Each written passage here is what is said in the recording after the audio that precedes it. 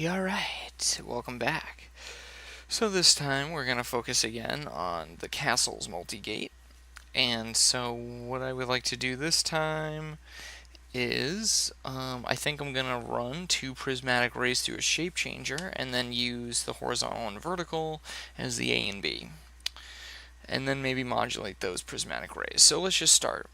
We're going to take this prismatic ray, which originally it is vertical, and we're actually going to put that into the horizontal. Let's just do opposites right now.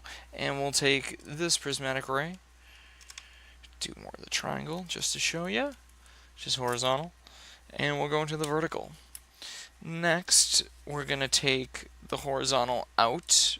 Oh, need a little longer cable. Horizontal out, and go to the A of the multigate. And then we'll take the vertical and go to the B of the multigate. And let's just see what the AND looks like out of this. Okay, that goes into blue. We got NAND. Something there, I can't really tell. I'll mess with it in a second. The OR, now that is pretty cool. Next, the NOR, I like that too. ZOR, and ZORN. Okay. So what I'm going to do, I'm going to go to the OR, and I'm just going to play with the prismatic array, the shape changer, and just see what, what we're doing here. We got the size, and then we got the shape. Sorry, I keep looking at the screen and then thinking my hand is there, and then it's not, and it's a mystery. So right now we're in zoom mode. The left pot right here is actually at X. Let's put it to the middle. And let's do this one as well to the middle. Cool. So you see right here, moving that. Well, the original one I said was at X, and I moved was the aspect ratio. And then we have the gamma curve over here. And already you can see this really cool things happening here. So let's just play with the prismatic ray. See what we can do here. So play with the pedestal a little bit. Okay, playing with the multiply. Let's play with this prismatic ray, maybe get it down to just one design. Playing with the pedestal, multiply. Okay, you can see where there's a lot of potential here, just with the, just right here. So now let's just modulate it with this LFO. And what we're going to do, we're going to modulate the skew.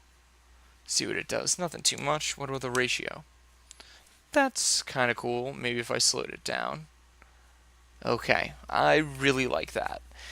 So again, we're doing one prismatic ray, which is, so we're taking this one, which is the vertical, is actually going into the horizontal of the shape changer. Sometimes I like to do those opposites, not one-to-one. Granted, I could in this example, but there's no right way of doing this. And then this other prismatic ray, which is horizontal, is going into the vertical. And we're taking the horizontal out, going to A, the multigate, and vertical out of the shape changer into the B. And then we're going to the OR to the blue. Awesome so far. I love this design. This is really darn cool. And the triple video LFO, one LFO is going to the ratio.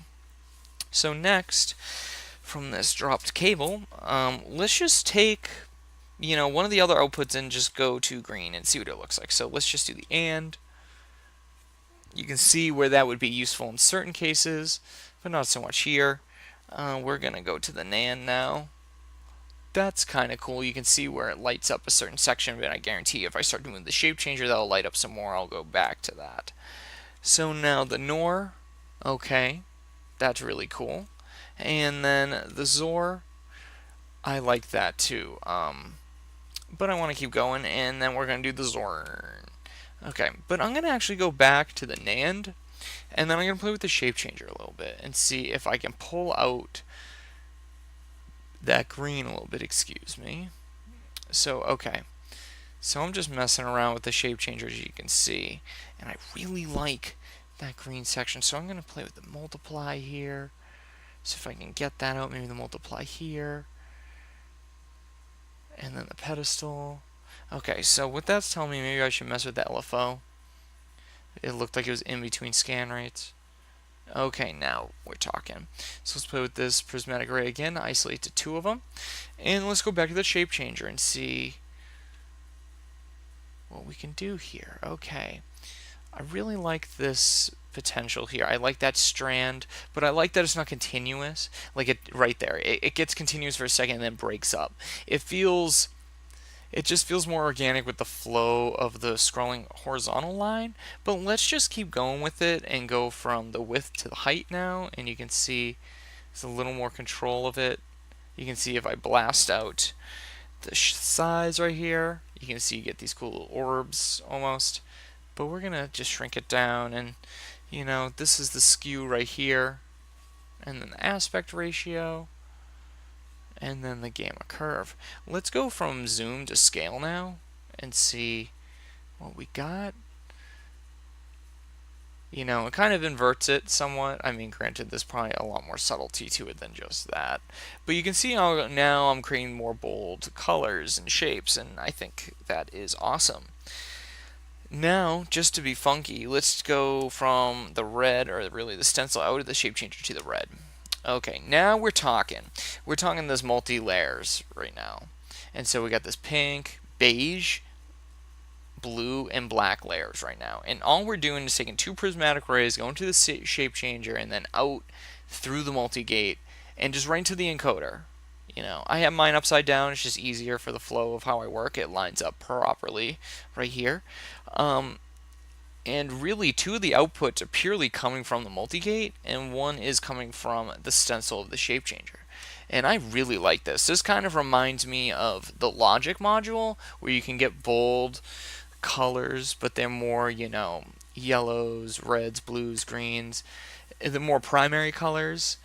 You can obviously get other colors like this pink, but there's something about having that beige there. I mean, maybe it is white and I can't tell on my screen, but it looks beige from here through this monitor I'm looking at, and that's really cool. It's hard to get that color really stable, and also my mapper is pretty burnt out at this point. I really should get that repaired, or get another and get this one repaired for a second system. But it's hard to get this color, so let's just play around with the shape changer some more. I mean, I really like this as is, but I want to see if there's anything else that can be done just quickly. I mean, both of these right here, so we got the aspect ratio and the gamma curve, they're both centered. So that's to Y, that's to X, and that's the aspect ratio, which usually I like them dead center. Let's do the gamma curve. And so the first, this was X, and this is Y. But again, I like it centered, usually because when you go to the extremes, like as you saw right here, you can blatantly see the horizontal, which it is really cool. It's like dropping paint onto a shelf and then it keeps going. Or this is to the full, to the right side, and that's really cool too. But I always find in the middle there's like this really interesting compromise of that shelf idea and the organic flowing shape of the horizontal. And they're both being mirrored, by the way. So let's just take the right and not have it mirrored, and then the left. And it's similar. You can actually see that really cool it's more like a baby blue or powder blue color right there after we made both sides not mirrored. But let's go back to both mirrored because I really like this. And let's just mess with the horizontal prismatic ray for a second. Let's just see what you can do. Okay, so that's messing with the multiply, and now the pedestal. I'm going to back off the multiply and go towards the middle again. And now the vertical. That's really cool. It looks like sushi. I'm going to keep it there. So now we got some funky sushi going on right now. And just to recap, we have, again, I know I did that earlier, but let's just do it again for the final section. So we have one vertical prismatic ray going into the horizontal of the shape changer, and one horizontal prismatic ray, or vertical, or let's back it up. We got a vertical prismatic ray going to the horizontal of the shape changer, and then a horizontal prismatic ray going into the vertical of the shape changer. The horizontal is going of the shape changer is going to the A of the Castles Multigate, and the vertical is going to the B of the Castles Multigate. And then we have the OR going to the blue, and then we have the NAND going to the green. Lastly, I want to modulate the ratio of the shape changer with one LFO, and then take the stencil and go to the red. And that's, once I did the stencil, let's just take it out. You can see how much extra obviously is going into another color, but let's just even, just for the fact of it, take that NAND, go to the red. So you can see it's fairly pink. And then let's go just to the green to the stencil and how much extra it brings, especially when I start to play with it. But I'm going to go back to having the NAND be in the green and the stencil into the red because I really like this cool sushi idea. Wish we could get back that powder blue, but you see what I mean. Like, there's subtlety to it. There's a lot you can do here. And even in this, I think that's a nice tasty piece of sushi. Granted, I don't know what that blue type of fish would be. It's definitely not bluefish, but maybe it's some like future fish or something. I don't know. Well, I hope you enjoyed that video and enjoy the castles.